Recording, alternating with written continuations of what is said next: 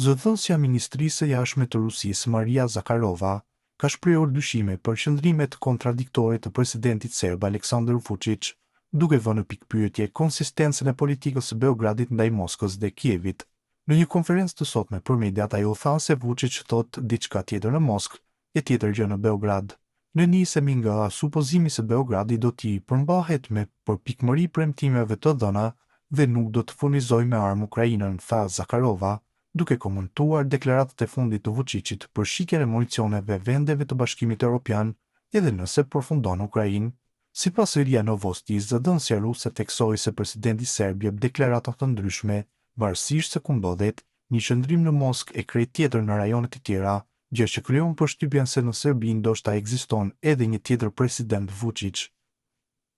Zëdhënësja e Ministrisë së Punëve të Jashtme ruse kujtoi se nga udhëheqësja serbe në disa raste, përfshirë në nivelin më të lartë, Rusia ka marrë garanci se eksporti i municioneve serbe është në kontroll të rrethët dhe se këto armë nuk do të përfundojnë në Ukrainë për të mos u përdorur kundër ushtarëve rus.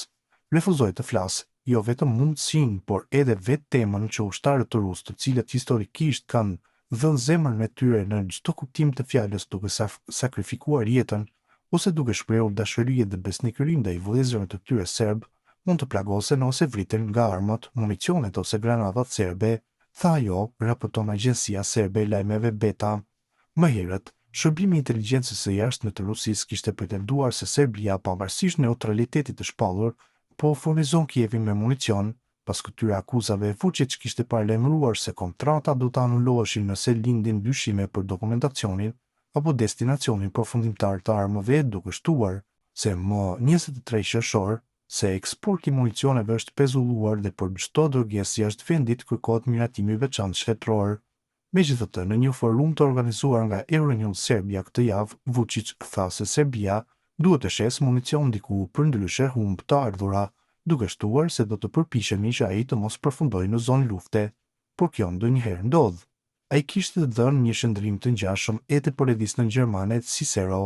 në fund të tetorit, ku deklaroi se nuk ka problem nëse municioni serb përfundon në Ukrainë, pasi blerësit mund të bëjnë me mallin çfarë të duan. Reagimi i Beogradit. Deklaratat e Zakharovës në Habitam, sekretare shtetërore në Ministrinë e Punëve të Jashtme të Serbisë, Nevana Jovanović, reagoi ashpër ndaj komenteve të Zakharovës, duke thënë se Beogradi është i befasuar nga këto deklarata.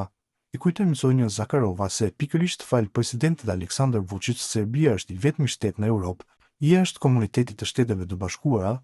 që nuk ja ka vënë sanksione Federatës Ruse. Ky ka qenë një vendim i vështirë, por i marrë me emër të miqësisë historike, shkroi Janković në rrjetin social X. Ai shtoi se Serbia ka mbajtur linja të hapura bashkëpunimi me Rusinë, përfshirë edhe fluturime direkte drejt disa qyteteve ruse, si dëshmi e politikës së saj të pavarur dhe konsistente.